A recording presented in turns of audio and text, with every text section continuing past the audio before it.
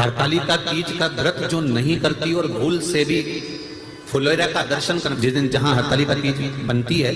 केले के पत्ते के ऊपर जहाँ शिवलिंग बनता है उसके ऊपर जो फूल की मालाएं लटकाई जाती है या झूमर या पत्ते लटकाए जाते हैं, उसका मात्र दर्शन वो व्रत नहीं भी कर रही है, उसका उपवास नहीं है, उसकी व्रत नहीं है, उसने व्रत नहीं उठाया। किसी सहेली ने कह दिया कि नहीं नहीं तुझे मेरे यहाँ पर आज हरतालिका है, तू आ जाना है, थोड़ी देर बैठना, भजन गाना, चले जाना, और भूल से तुम्हारा मन नहीं भी है, नहीं तुम्हारा मन, इसके बाद भी तुम चले गए, इसके बाद भी अगर तुम पहुंच गए वहां चले गए और केवल हरतालिका तीज के उस फुलेरे का दर्शन कर लिया, नहीं है व्रत, और उस फुलेरे का दर्शन कर लिया, तो महाराज शिव महापुराण की कथा बड़ा सुंदर वर्णन करती है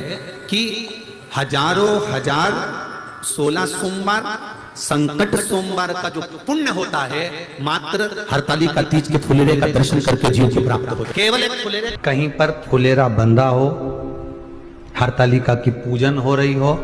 5 मिनट 10 मिनट निकालकर आप भी उस पुष्प को, उस पत्तियों को शंकर को समर्पित कर सकते हो। ये नहीं चढ़ा सकते तो 5 फल नहीं चढ़ा सकते तो 5 कुछ भी पुष्प आदि का आप शिव को समर्पित करो। क्यों चढ़ाया जाता है, किस लिए चढ़ाना चाहिए? तो कहा कन्या स्त्री अगर मान लो हरतालिका का व्रत नहीं करती, पूजन नहीं करती, आराधना नहीं करती, तो वो कन्या, वो नारी, वो स्त्री, वो पुरुष, जब माताएं 5 पूजन पूरी कर लेती है,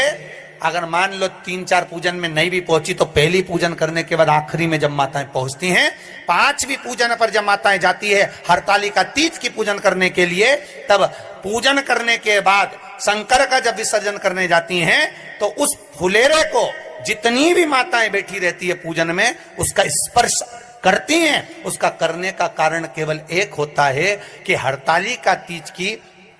पूजन के फुलेरे का स्पर्श करने वाली नारी कभी विधवा नहीं होती है, जो व्रत कर रही होती है। उस फुलेरे को खोलते समय उसका स्पर्श होना चाहिए, उसको छू। आप कोई सी भी तीज करते हो, पर हरतालिका तीज के दिन किसी भी वृक्ष की, 5 वृक्ष की भी अगर पत्ती का स्पर्श या फूल आपने शंकर जी के मंदिर में या जहां पर फुलेरा बंधा है, जिस घर में हरतालिका तीज हो रही है, वहां पर अगर समर्पित भी कर दिया तो वो सुख प्रदान करने वाला, आनंद देने वाला होता है। ये जो सावन आया है 72 वर्ष के बाद, प्रयास करिए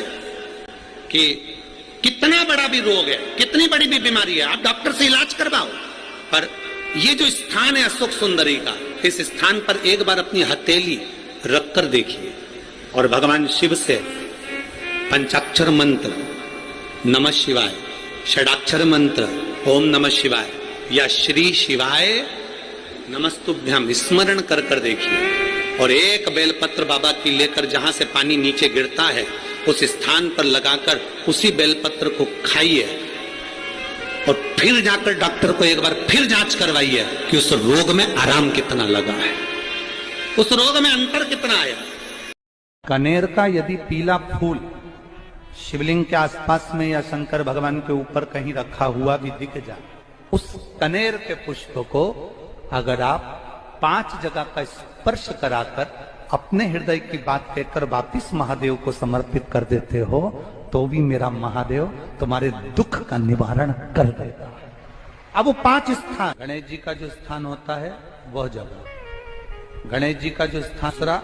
षडानंद कार्तिक, तीसरा अशोक सुंदरी वाला स्थान, चौथा जलाधारी जो ऊपर से बूंद बूंद जल नीचे गिरा रही है, शंकर भगवान के जो कैसे वर्णन किया जाए, त्रिशूल के 3 भाग होते हैं। 5 जगह पर बेलपत्र चढ़ाना जरूरी होता है सावन के महीने में। कहां पर? 5। पहली बेलपत्र भगवान नंदीश्वर के ऊपर, नंदी के ऊपर। दूसरी बेलपत्र भगवान जहां गणेश जी महाराज विराजमान है उस जगह पर। तीसरी बेलपत्र जहां पर भगवान शंकर का शिवलिंग रखा हुआ है उस जलाधारी पर। चौथी बेलपत्र जहां से पानी गिर रहा है बूंद बूंद उस पात्र पर। और 5वीं बेलपत्र शंकर भगवान के शिवलिंग के ऊपर चढ़ाना जरूरी है। डंडी कहां होना चाहिए? आप बैठे हो, आपके ठीक विपरीत की ओर शिवलिंग में चढ़ाते समय डंडी का भाग होना चाहिए।